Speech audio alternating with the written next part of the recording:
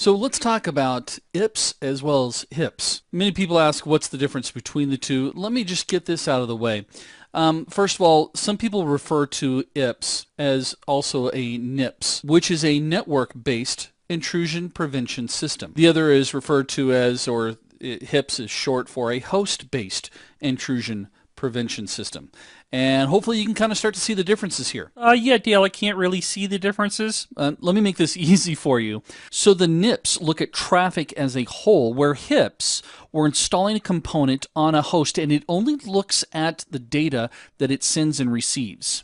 But let's dive in a little bit deeper here. Both of these devices are actually designed, or they are focused around, obviously, looking at intrusion prevention. But when we talk about a IPS, this is typically a dedicated appliance, and it's going to be something that we deploy in line, meaning that all the traffic is going to pass through it. It is typically sometimes also a combination of an IDS as well as an application layer firewall. Now, these devices are actually designed to, again, detect malicious or unauthorized activity in real time, and it can take action if it determines that action needs to take place. Now, typically with these devices, you also deploy what they refer to as sensors throughout your network to capture traffic in different areas, and they report back to the monitoring device. Now, typically these devices also don't really have IPs or MAC addresses, which gives it an extremely low profile on the network as far as a target is concerned. Now, when it comes to our HIPS, intrusion protection systems, these typically can be integrated.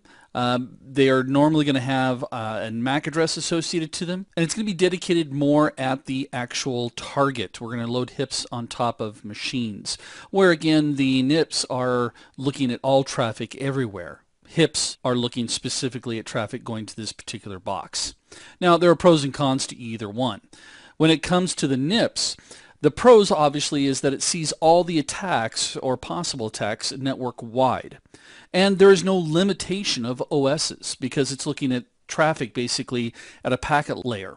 The cons is that encryption really kind of kills its ability because it's just encrypted traffic and it doesn't know how to decipher that. Now, as far as the HIPS are concerned, its pros is that it can easily detect both successes and failures and handles encryption because encryption is, or the decryption is done at the host level.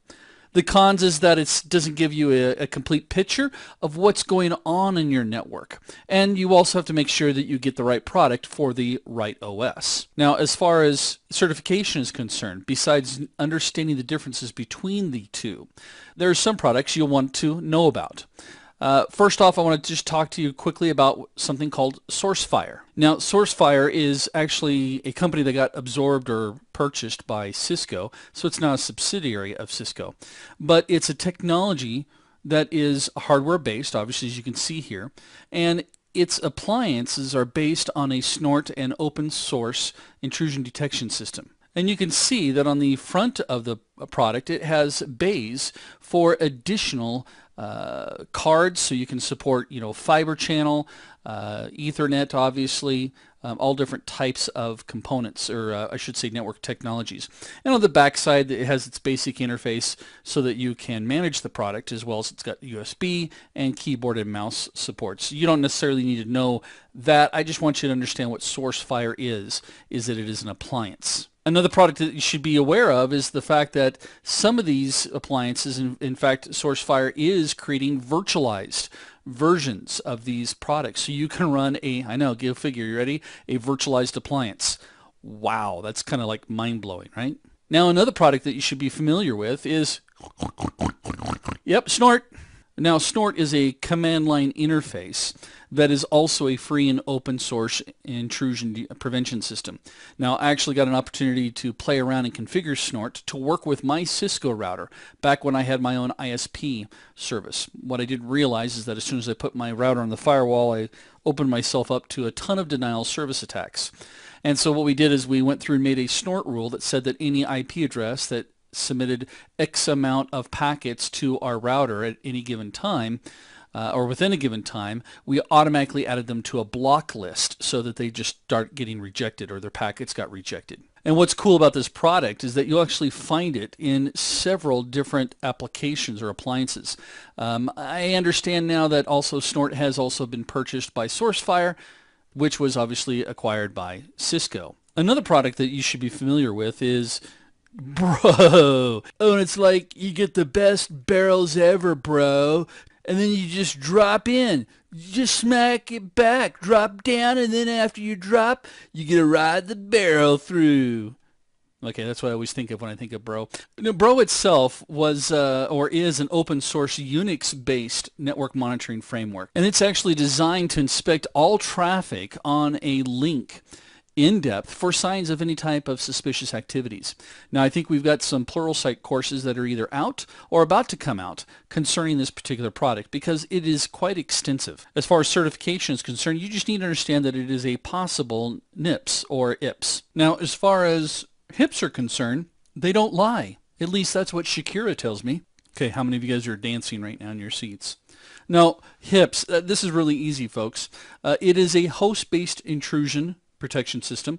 We load it on hosts themselves or individual nodes. It protects from both known and unknown malicious attacks, and it regularly checks for characteristics of a single host and the various events that occur within that host itself. Can you tell what I'm describing here? Let me continue, see if you can figure this out.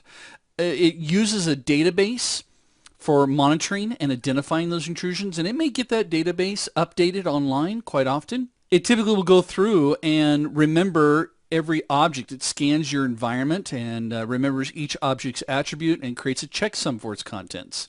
Yeah, so what I'm talking about here is a lot of the antivirus, anti-malware solutions that are out there have this feature built in. That's all HIPS is. Again, it's a host-based, not network-based.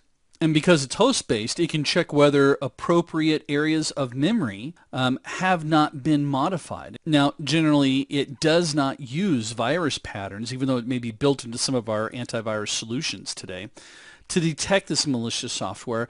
Instead, it keeps a list of trusted programs. And a program that oversteps its permission is immediately blocked from carrying out any actions that it's not approved to do. Okay, great. Now I've got that song stuck in my head. I need to go do a little dancing.